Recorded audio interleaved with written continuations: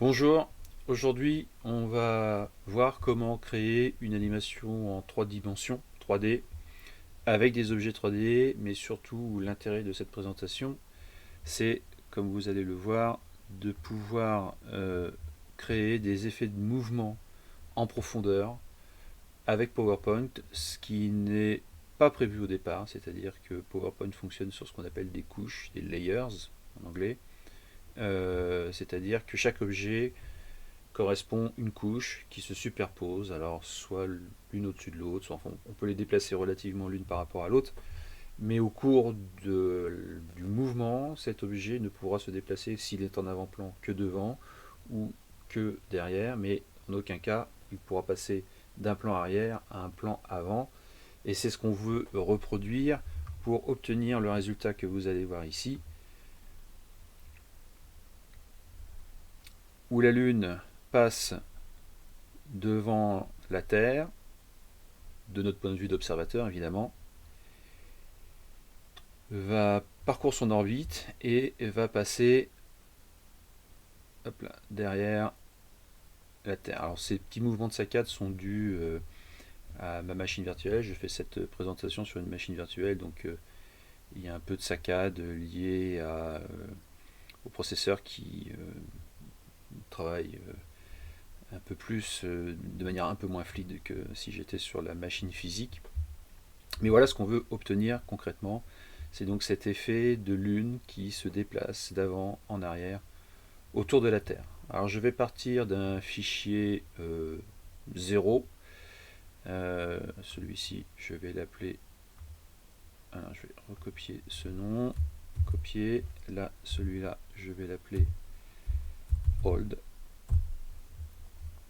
Je vais donc créer un nouveau PowerPoint. Alors je précise que je suis sur PowerPoint, puisque à ma connaissance, sauf si je me trompe, c'est le seul logiciel de présentation capable de manipuler les objets 3D, les objets 3D eux-mêmes, et créer des mouvements interactifs entre ces objets 3D. Encore une fois, je n'ai pas trouvé la possibilité de faire ce que je vais vous montrer sur LibreOffice, sur OpenOffice ou sur NeoOffice. Donc j'utilise PowerPoint. Voilà, il y a des façons de se procurer de PowerPoint de façon officielle, à des coûts très raisonnables. Je pense notamment à l'abonnement mensuel de 6 ou 7 euros par mois. Voilà. Et il n'y a pas que PowerPoint fourni avec l'ensemble Microsoft Office, donc à ce prix-là, on peut estimer que c'est assez raisonnable. Bon, c'est un choix à faire. Donc je remplace le nom, je valide, j'ouvre mon document, voilà, on est sur une feuille vierge, et c'est parti. Alors je ne vais pas m'arrêter sur pourquoi je fais plus ceci, plus cela. Il y a une chose que j'ai oublié de lancer, c'est la petite application qui va vous permettre de suivre les clics boutons et les touches du clavier. Par exemple, si je fais échappe, vous voyez, hop, la touche s'affiche sur votre écran. Pareil si j'appuie sur un bouton de la souris ou si je fais tourner la roulette, voilà, etc., etc. Le nombre de fois que la roulette a tourné, le nombre de fois où j'ai cliqué, etc., etc. Voilà. Donc vous avez toutes les possibilités de faire pause pendant la vidéo et de voir à quel moment quelle action est menée, etc. Voilà, donc je ne vais pas trop m'attarder. Maintenant, je ne voudrais pas que la vidéo dure trop longtemps. Il est 9h54 et je tourne cette vidéo le mercredi 10 novembre pour dater, cette vidéo. Allez, on y va. Donc je supprime cette cellule. Je supprime également cette cellule, on n'a pas besoin. Je vais créer un fond univers. Alors pas complètement noir, parce que même si l'univers est complètement noir, et bien dans la réalité des choses, le rendu manquera de réalisme. Bizarrement, c'est comme ça, c'est étrange. On va choisir un noir pas trop noir, un noir comme ça par exemple. On va aller chercher l'objet lune, deux façons de le faire, soit par la base de données PowerPoint dans les objets 3D, on va taper lune. Voilà, je vais prendre celle-ci qui me semble pas trop mal. On l'insère. Donc là, il faut le temps de l'importation. C'est-à-dire que selon la qualité de votre connexion internet, ça mettra plus ou moins de temps. Bon, voilà. Ce ne sont pas des objets très très lourds, normalement c'est pas très long. Je vais la laisser aligner, hop là, sur l'axe que vous voyez apparaître, les petits pointillés rouges. Je vais aussi télécharger, enfin insérer un objet 3D qui est donc la Terre. La Terre, cette fois, c'est un objet que je suis allé télécharger sur internet à cette adresse là. Je vous montre rapidement. Vous tapez NASA 3D Models Earth par exemple, voilà, et vous suivez le lien qui s'appelle solarsystem.nasa.gov.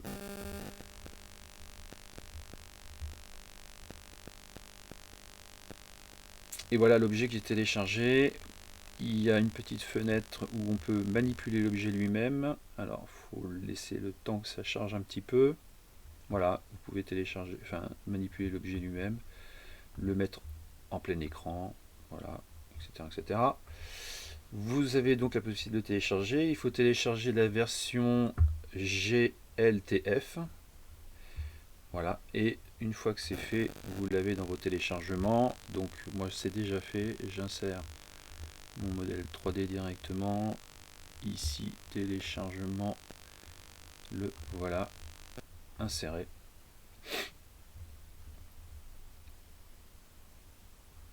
Et voilà la Terre qui est disponible depuis le site de la NASA. Alors, on va réduire la Lune à des proportions correctes par rapport à la Terre. Alors, je vais faire passer la Lune. Hop, je vais sur Accueil, Sélection, Volet de sélection. Donc cet objet-là qui est Lune, on va l'appeler Lune. Avant, vous verrez après pourquoi. Cet objet-là s'appelle donc Terre. Je supprime. Hop, pardon. Terre. Voilà, et je fais passer. Vous voyez, l'intérêt de la chose, c'est de faire passer la couche de la Lune devant celle de la Terre. Et voilà. Alors, on va encore réduire un petit peu pour obtenir à peu près entre 3 et 4 fois le diamètre, hop là, de la Terre. Voilà, bon, on va être à peu près dans les bonnes proportions. Je vais mettre la Lune quelque part par ici. Je vais créer des repères.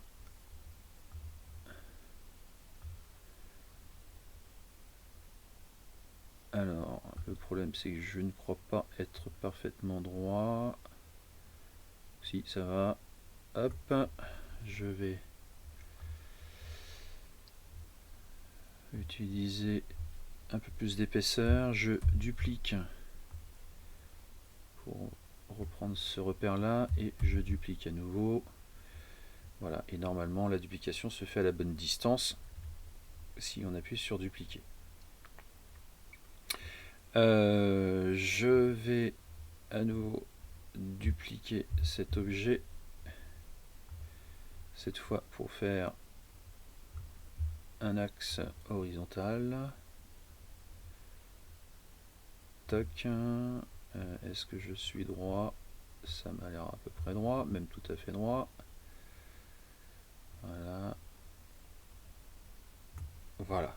Je vais passer tout ce joli petit monde en arrière-plan. Voilà, j'ai sélectionné mes 4 axes et je les bascule en arrière-plan. Et c'est fait. Ça, je ferme, je n'en ai plus besoin. Je vais animer la Lune.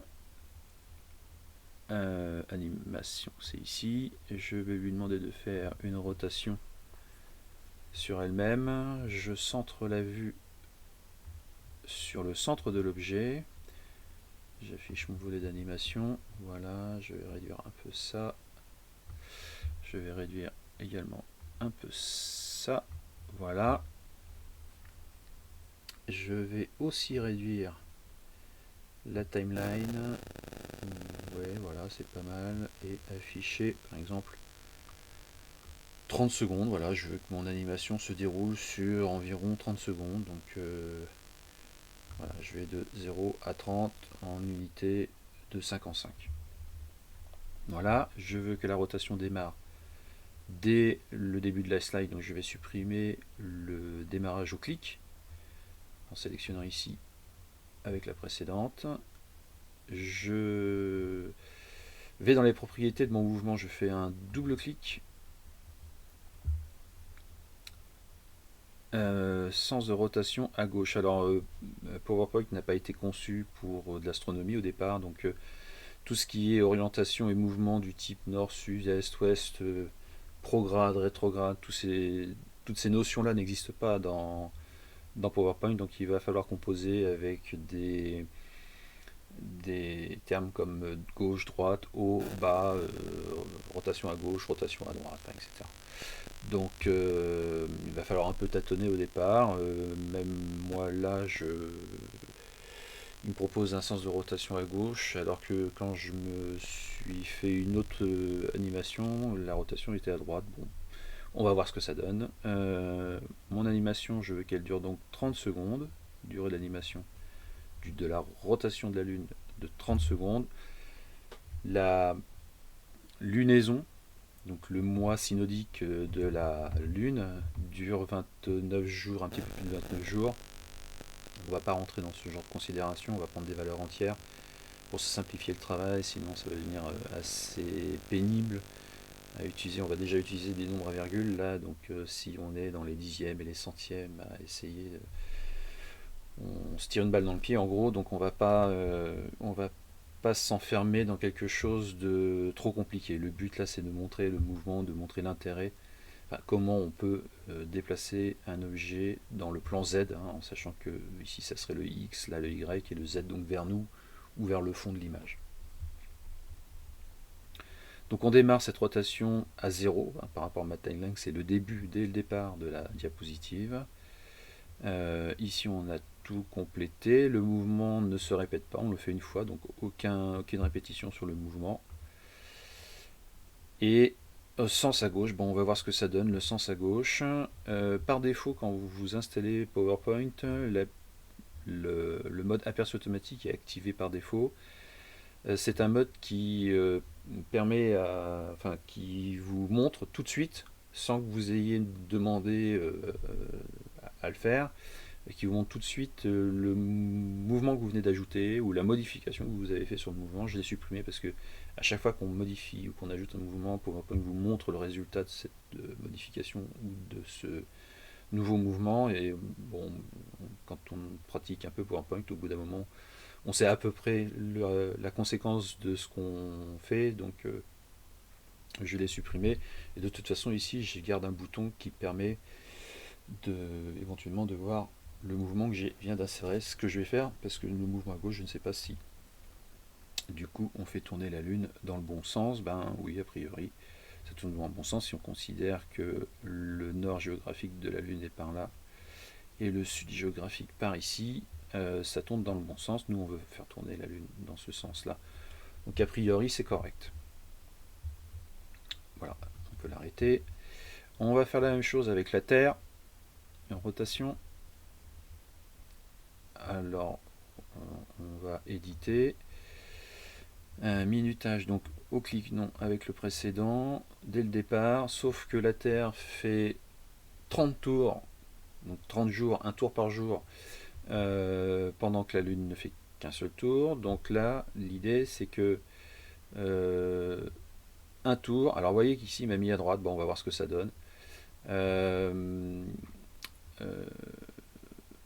On va donc l'idée c'est que la Terre fasse un tour ou 30 tours toutes les secondes. Pardon, un tour par seconde 30 fois. Donc la durée c'est une seconde répétée 30 fois. Là je l'écris au clavier parce que vous avez déjà des valeurs prédéfinies, mais 30 n'existe pas ici. Et ici une existait déjà, mais bon. Voilà. bon, bah, mouvement à droite. Là, on voit qu'il y a des effets de démarrage en douceur, fin en douceur, etc. Ce qu'on ne veut absolument pas. Nous, le mouvement de la Terre est extrêmement régulier et continu. Il n'y a pas d'accélération ou de ralentissement à quelconque moment de la journée. Ça se verrait. On y va, on regarde le résultat. Mouvement à droite. Bah écoutez, voilà, le mouvement à droite sur cet objet est bon. Donc, une fois de plus, vous voyez que c'est très. Voilà, il va falloir s'habituer à utiliser ces termes de à droite à gauche. Mais là, ce que j'ai oublié de faire, c'est de centrer la vue sur le centre de l'objet. Centrer le mouvement, pardon, sur le centre de l'objet. C'est très important de penser à faire ça parce que euh, on sait que d'un point de vue scientifique, on place le mouvement, c'est ce qu'on appelle la mécanique du point. Donc on place le mouvement de l'objet par rapport à un centre. Et donc on place le mouvement de la Lune par rapport à son centre, on place le mouvement de la Terre par rapport à son centre, etc. etc. Donc c'est très important de faire ça pour d'autres animations qui pourraient poser problème si on ne le fait pas. On va également insérer un rapporteur ici. Alors attention, il faut utiliser un rapporteur au format PNG. Si j'utilise, il faut être sûr d'avoir un format PNG. Si j'utilise un rapporteur fichier PNG, mais en fait c'est une image JPEG, voilà. Si je le superpose, je superpose une image. Donc c'est pas du tout ce qu'on veut faire. Je vais donc insérer une vraie PNG, donc ça il va falloir faire attention à ça. Par exemple celui-là, voilà, j'insère, voilà, donc un vrai PNG. Je réduis la taille de l'image. Alors sur PowerPoint, quand on manipule le coin d'une image, l'image se change de taille de façon proportionnelle. Ce qui est aussi le cas, vous l'avez vu, avec la Lune et enfin les objets 3D d'une manière générale. Donc je déplace mon objet comme ça, voilà. Et alors on va zoomer un petit peu pour pouvoir y voir un peu mieux. Je sélectionne la Terre et la Terre étant inclinée de un petit peu plus de 23 degrés. Alors là vous avez le choix, soit un peu plus vers la gauche, soit un petit peu plus vers la droite. Bon, c'est peu importe. On va le faire par la droite par exemple, et donc je l'emmène à 90 plus 23, on va arrondir à 23, donc ça fait 113. 113 qui doit être cette valeur là. Voilà. Je supprime mon rapporteur, je n'en ai plus besoin. Je reviens à une slide, voilà, ajustée à mon écran. Toc. Je regarde rapidement le résultat de mon animation jusqu'à présent. Donc on a bien une Terre qui fait un tour sur elle-même par jour 30 fois, pendant que la Lune va faire un tour sur elle-même pendant 30 jours. Donc c'est bon. Donc va venir maintenant la partie un peu délicate qui va être le mouvement de la Lune autour de la Terre. On en a fini en fait avec la Terre. Elle va juste tourner sur elle-même de façon inclinée et ça s'arrête là pour elle. Donc il va falloir maintenant faire le mouvement qui va emmener la Lune autour de la Terre. Pour ça, je vais utiliser une forme d'ellipse et je l'insère ici, mon ellipse. Par exemple, je commence là. Voilà. Toc. Je décale comme ça. Voilà. Et je vais faire passer la trajectoire légèrement en dessous de l'horizon nord et légèrement au-dessus de l'horizon sud. Voilà. Pour obtenir un objet à peu près symétrique. On voit que c'est pas tout à fait symétrique parce que le point n'est pas aligné avec mon axe ici. Donc je peux le décaler légèrement et voilà. Et je suis calé. Alors je vois plus la Terre. Donc je vais supprimer le remplissage, le trait de l'ellipse ici, et alors c'est un cercle hein, en départ, puisque en fait l'idée c'est de ne pas voir la Lune et la Terre dans le plan, donc alignés l'un par rapport à l'autre et par rapport à vous, mais de le voir légèrement en surplomb comme ça. Donc on considère que c'est un cercle vu sur un plan incliné. Simplement je vais d'une part modifier l'épaisseur du trait et d'autre part changer de couleur pour avoir quelque chose différent du bleu. Voilà. Alors cette ellipse va me permettre de tracer en fait l'orbite de la Lune autour de la Terre. Alors pour cela, je vais utiliser la fonction mouvement. Donc je sélectionne la Lune, j'insère animation, j'insère un mouvement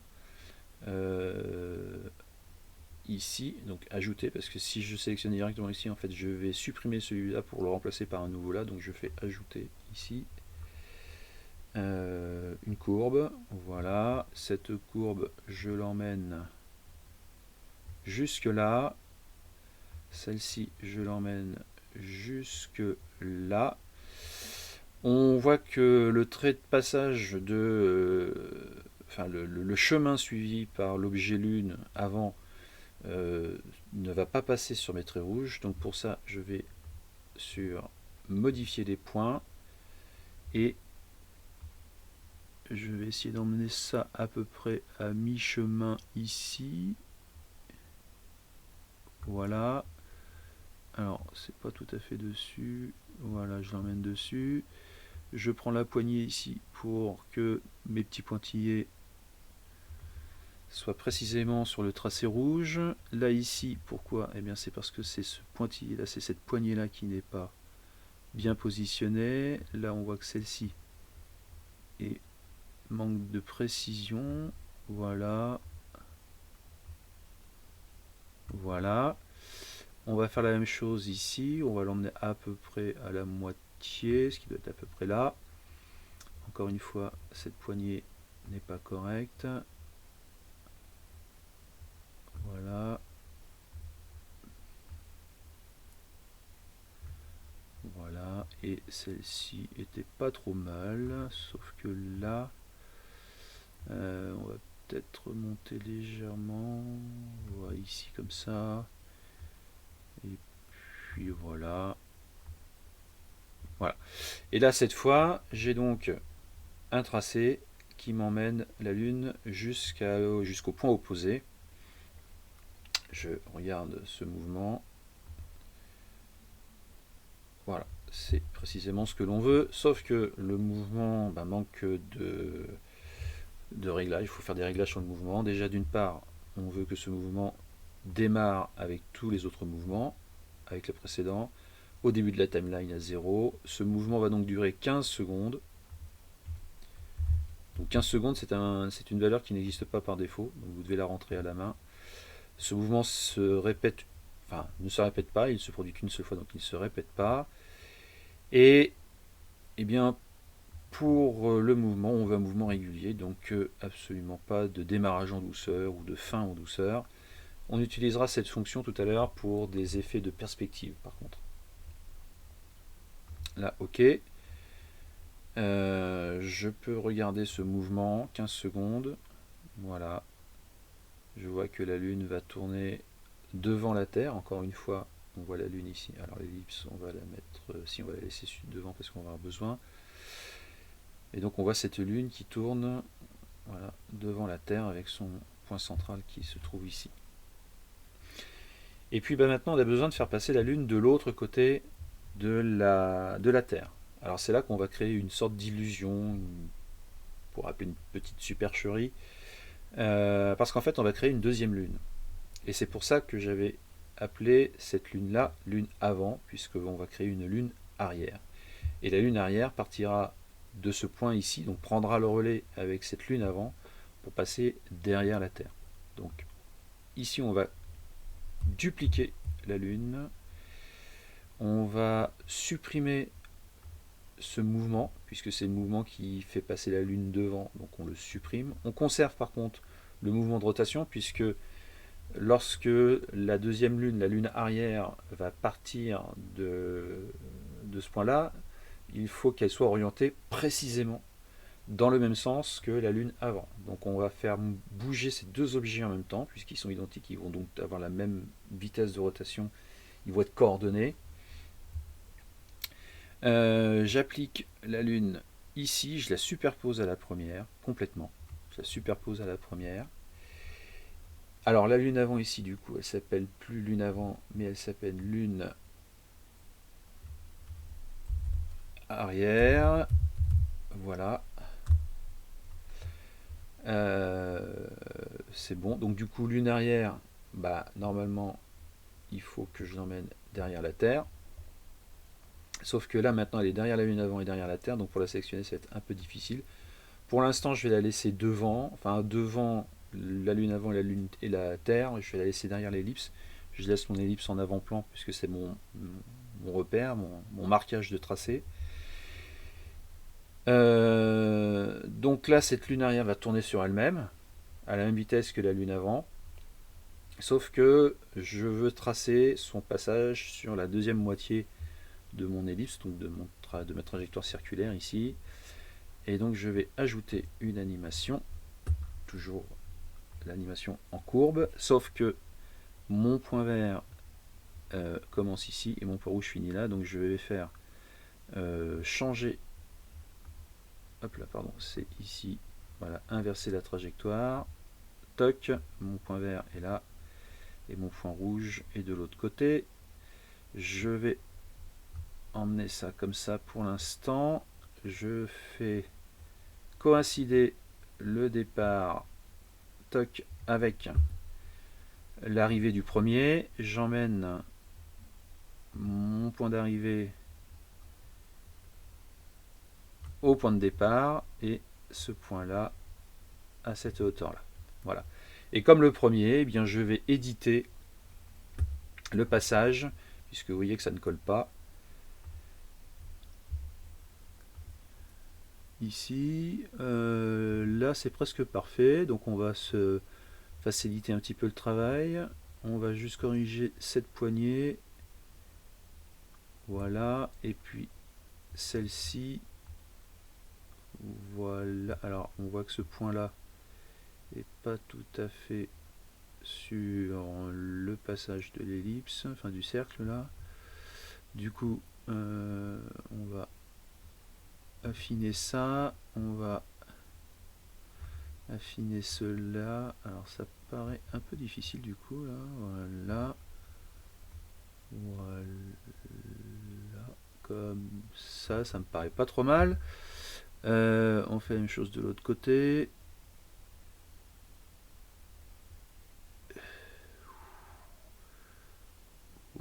Voilà, alors on va réduire un peu cette poignée là, on va orienter légèrement celle-ci, celle-là on l'emmène comme ça, et celle-ci comme ça. Bon, ça me paraît pas trop mal, on affinera s'il faut après. Alors ce mouvement, eh bien ce mouvement se produit, alors on enlève, encore une fois on veut des mouvements réguliers autour de la Terre, va se produire avec le précédent, sauf que son départ se produira 15 secondes après le premier et il va durer, hop là, 15 secondes pour faire en tout 30 secondes. Au niveau de l'effet, rien, donc c'est bon, c'est parfait. On a donc bien une lune avant, une lune arrière, la lune avant qui commence et la lune arrière qui finit. On regarde déjà le résultat de notre animation. Donc on voit bien que ces deux lunes, lune arrière, lune avant, dans leur mouvement de rotation sont absolument synchronisés. Quand la lune avant arrive ici, la lune arrière prend le relais dans la même position et finit dans la position de départ. Sauf que on s'aperçoit qu'on a oublié de faire une petite chose assez essentielle, c'est d'orienter la face visible vers la Terre. Alors pour ça, c'est pas très compliqué. On sélectionne la lune avant, on va dans la mise en forme et on l'oriente ici. Donc voilà, vous voyez que on n'a pas en haut, voilà, c'est pas des termes d'astronomie en haut, dos, etc., etc. Donc il faut connaître un peu l'aspect de la lune. Lune arrière, pareil. Voilà. Donc, toutes les deux sont orientées correctement maintenant. On veut que la lune arrière passe derrière la Terre, donc la lune arrière va passer derrière la Terre. Je pense que je peux supprimer tous mes repères, en tout cas je peux au moins les désactiver. On va vérifier pour la... Voilà, on voit que c'est bon. Alors, ce qu'il faut maintenant, c'est supprimer la lune arrière pendant les 15 premières secondes, l'afficher pendant les 15 dernières secondes, et faire le phénomène entre guillemets inverse pour la lune avant, c'est-à-dire qu'on la laisse afficher pendant les premières 15 secondes, et la désactiver ou ne plus l'afficher pendant les 15 dernières secondes. On va faire tout de suite. On va donc sélectionner la lune avant. On va donc ajouter une animation apparition. Apparition tout de suite. Donc on va regrouper. Alors l'idéal c'est de regrouper. Vous voyez quand là ça se disperse un petit peu tout ça. Bon là il n'y a que quelques mouvements donc c'est pas très grave, mais il y a des slides qui peuvent contenir des dizaines, plusieurs dizaines de mouvements. Et s'il y a un manque d'organisation, on se perd tout de suite. Et puis en plus, vous allez voir quand on regroupe les animations ou les mouvements du même objet ensemble, ça crée quelque chose de cohérent visuellement. On va le voir tout de suite d'ailleurs. Lune avant, on va le mettre ici, lune avant ici. Alors, autant ici pour les couches, c'est important de respecter, autant pour les mouvements, ça n'a strictement aucune espèce d'importance. La Terre et la lune arrière, donc voilà, on va conserver ça garde une cohérence par rapport à nos couches. Donc on affiche la lune avant dès le départ, en début 0, et on veut l'effacer au bout de 15 secondes. Donc je l'emmène ici, hop, avec le précédent, et je l'emmène à 15 secondes quelque part par ici. Voilà, 15 secondes. C'est bon. Je fais la même chose pour la lune arrière, sauf que cette fois je veux la faire disparaître dès le départ. Lune arrière, donc on va essayer de respecter à peu près le même ordre. Donc c'est les apparitions, le mouvement, la trajectoire et la rotation. Donc on fait la même chose à peu près. Donc on fait disparaître avec la précédente à 0. On ajoute apparaître au bout de 15 secondes avec la précédente. Tac, voilà. On regarde rapidement le résultat de notre animation.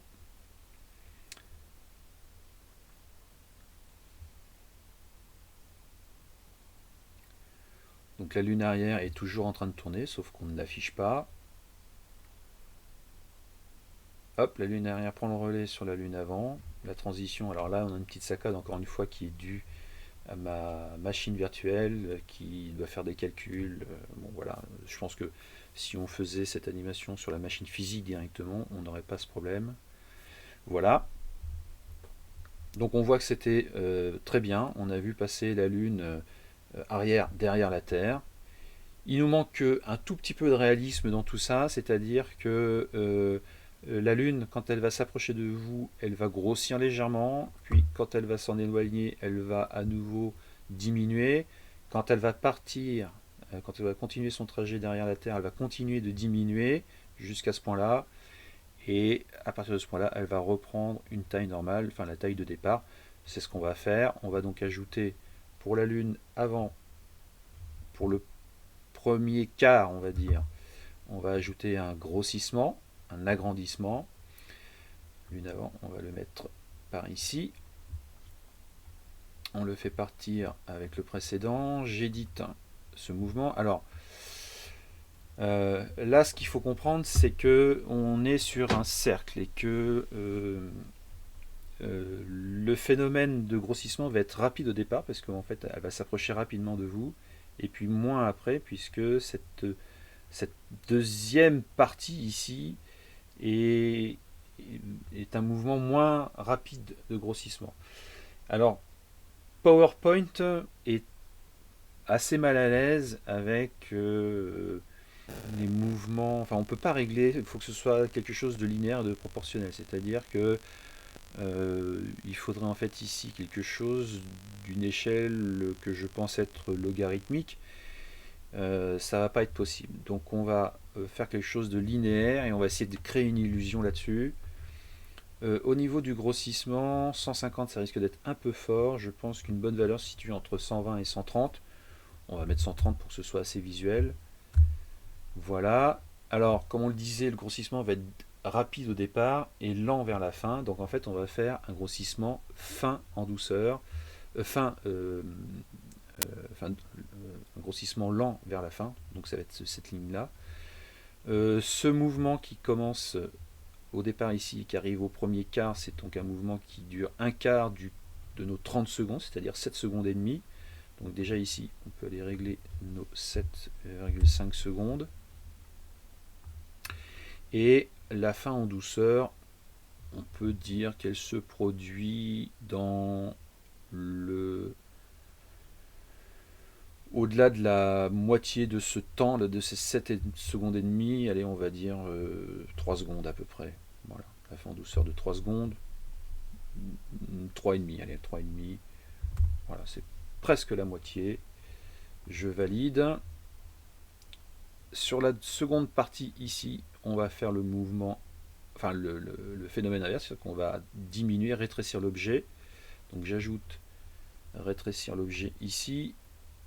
Hop, l'une avant, toujours avec le précédent, sauf que on y va tout de suite dans le minutage. C'est un mouvement qui va se produire 7 secondes et demie après le premier.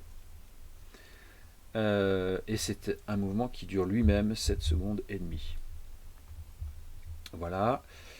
Alors pour retrouver une taille normale, une taille de départ par rapport au grossissement qu'on a ici, en fait il faut faire l'inverse. C'est-à-dire que c'est 1 sur le grossissement de départ.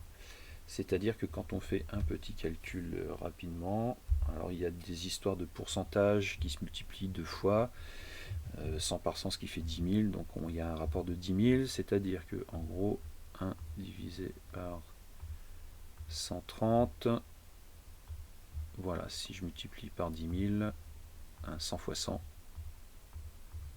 j'obtiens 77%. Voilà, donc je dois réduire l'objet qui se trouve ici de 77% pour que, arrivé ici, il reprenne la même proportion qu'au départ. Donc hop, 77%, je valide.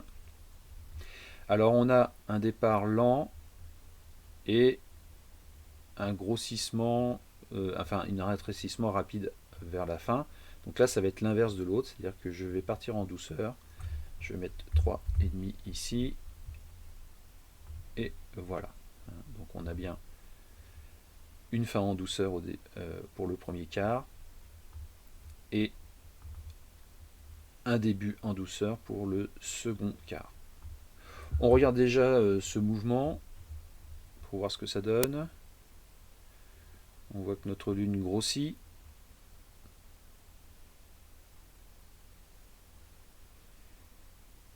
Et puis qu'elle diminue de taille. Voilà, quand elle arrive à cet endroit-là. On va le faire pour notre lune arrière maintenant. Dans le même processus, lune arrière, on sélectionne la lune arrière. On va donc chercher un agrandissement qu'on emmène au bon endroit, il est ici. Avec le précédent, alors vous voyez il me le met ici, sauf que moi, si c'est ça en plus, n'importe quoi, voilà. Je le laisse là. Hop, donc on est parti d'une taille de 100%, on l'a réduit de 77%. Voilà, je valide. Alors là on a un grossissement, un rétrécissement qui va être rapide au départ et lent à la fin. Donc fin en douceur. Alors, on va le faire directement. 3,5. Minutage, on n'a pas fait le minutage. Ce démarrage, voilà, 15 secondes c'est bon. Il dure 7 secondes et demie aussi, et voilà, un dernier mouvement, voilà, avec le précédent. Oups là. Alors vous voyez, quand je fais après le précédent, ça va pas du tout. Alors je ne rentre pas dans l'explication de tout ça. Voilà, 22 et demi. J'édite. Là je remonte à 130%, ce qui devrait aller. Alors avec les petites approximations, peut-être qu'il faudra mettre 131, enfin on va voir. Et cette fois c'est le départ qui est lent avec une fin rapide, donc démarrage en douceur. Alors par contre, est-ce que j'ai mis? Non, j'ai pas mis. Donc il va pas me les accepter si je mets 3, alors qu'on est sur un mouvement qui dure 2 secondes. Voilà. Donc on a dit que c'était un démarrage en douceur. Voilà, c'est ça. Donc de 3,5 secondes. Voilà. Et ma slide est pour ainsi dire finie. J'ai bien la Lune qui passe devant la Terre en grossissant, qui va s'éloigner de nous en rétrécissant. Arrivé au point opposé, c'est la lunarien qui prend le relais, qui diminue de taille. Voilà. Qui passe derrière la Terre et qui reprend une taille normale à 130% pour revenir à la taille de départ. Il nous reste juste une petite chose à faire, c'est-à-dire de répéter ce mouvement de façon perpétuelle. Pour cela, il y a une fonction très très simple. On va dans la transition. On sélectionne, on laisse aucun ici. Et ici, la transition ne doit pas durer 2 secondes entre deux mouvements répétitifs. Il va y avoir un arrêt de 2 secondes, donc ça n'a aucun intérêt. Nous, ce qu'on veut, c'est que la slide se répète immédiatement, pas avec une temporisation de 2 secondes. Donc on va mettre 0, sauf que, vous allez le voir, PowerPoint n'accepte pas 0. Il lui faut au moins 1 centième de seconde pour pouvoir faire une transition. Voilà, bon, c'est rapide, c'est presque imperceptible et ça nous suffira bien. De toute façon, l'idée, encore une fois, c'est d'utiliser ce genre de mouvement pour faire une présentation et pas une réelle simulation de l'espace de l'univers, du système solaire. Là, vous l'avez vu, passer à la diapositive suivante de façon automatique après 0 secondes, c'est-à-dire qu'en fait, on va boucler la slide en permanence. On va vérifier tous ces réglages. Donc la Lune qui va passer devant la Terre. Voilà.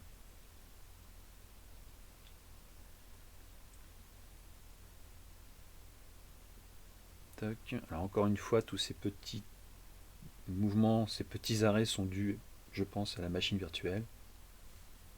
Je pense que sur la machine physique, directement, on n'aurait pas ces petits temps de repos. Ah, alors, ici j'ai dû oublier quelque chose. Je vérifie. Oui, je sais ce que j'ai oublié. C'est dans le diaporama, d'aller dans la configuration du diaporama et de cocher exécuter en continu jusqu'à ce que quelqu'un appuie sur la touche échappe du clavier. Donc le diaporama va se répéter. Donc c'est là où on crée la boucle en fait. Je vérifie que les transitions n'ont pas été affectées. Donc je recommence.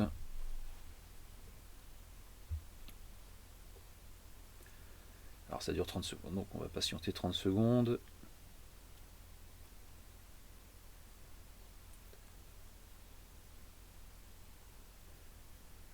Voilà.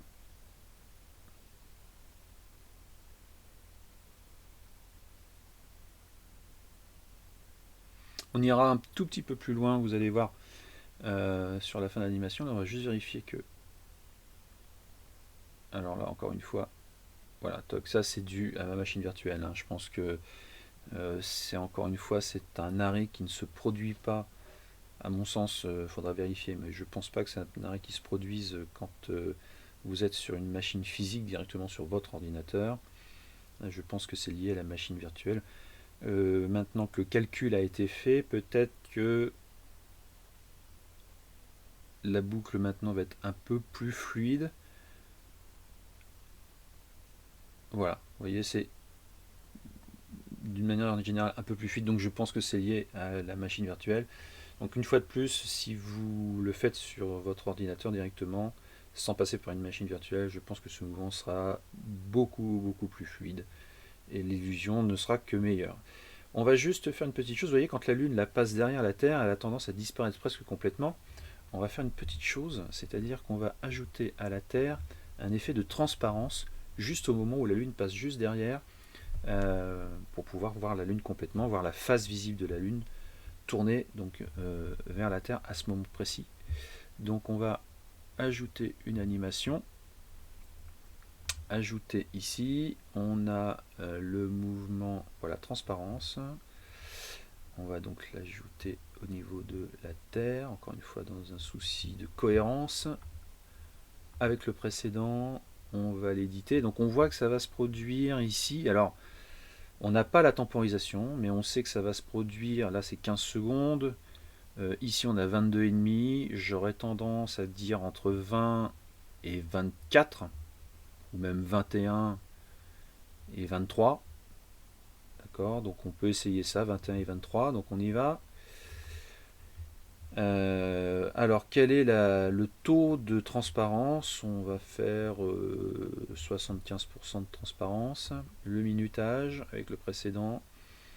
Le délai donc va commencer, ce phénomène de transparence va commencer ici. Allez, on va mettre 21 secondes ou 20 et demi. Allez, on va voir.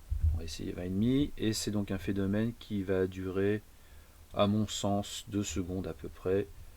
2 secondes. On ne le répète pas, le fait de transparence. Voilà, tout est bon. Voilà, vous voyez donc il se cale ici. On essaye ça.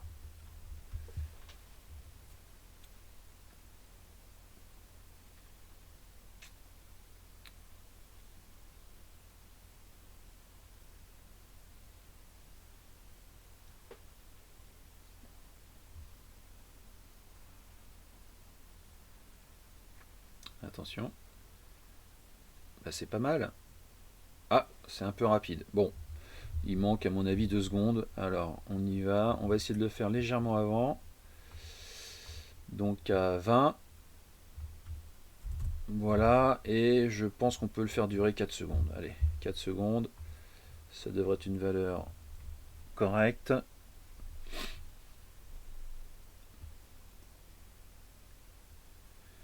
Alors à chaque fois, ça fait 30 secondes.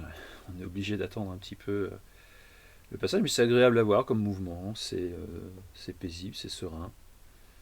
Et puis rien ne vous empêche, au lieu de mettre un fond noir complet, toc, c'est bon.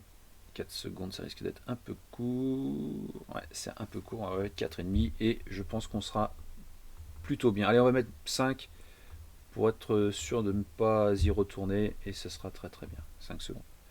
Voilà, et puis donc comme je disais, rien ne vous empêche de mettre en arrière-plan un joli fond étoilé ou un petit soleil, etc. Vous noterez au passage que évidemment ces objets ne possèdent pas d'ombre propre. Le soleil aurait tendance à être peut-être plutôt non, finalement ni plus à gauche qu'à droite, hein, d'ailleurs. Bon, ou au-dessus et en dessous, bon, peu importe, c'est pas très grave. Voilà, c'est juste en fait ce qu'on veut là dans cette présentation, c'est simplement reproduire un mouvement orbital autour d'un objet central. Voilà pour cette slide, ce montage PowerPoint. Il est complet. J'essaierai de le mettre en lien si je peux, s'il n'est pas trop volumineux, mettre le fichier PowerPoint en lien directement sous la vidéo. Voilà, vous pouvez supprimer les connecteurs ici si vous voulez les supprimer ou les laisser désactivés. De toute façon, vous avez vu sur votre présentation, ils n'apparaissent pas. Voilà. Et éventuellement, ça vous permet de les recréer si vous avez besoin plus tard d'ajouter des objets qui vont se déplacer par rapport à ces repères. Voilà pour cette présentation, pour ce slide. J'espère que ça vous a plu. Ça a duré un petit peu moins d'une heure, une cinquantaine de minutes. N'hésitez pas à laisser vos commentaires si vous avez besoin. Je tâcherai d'y répondre le plus rapidement possible, au moins dès que je les aurai lus. Merci, salut.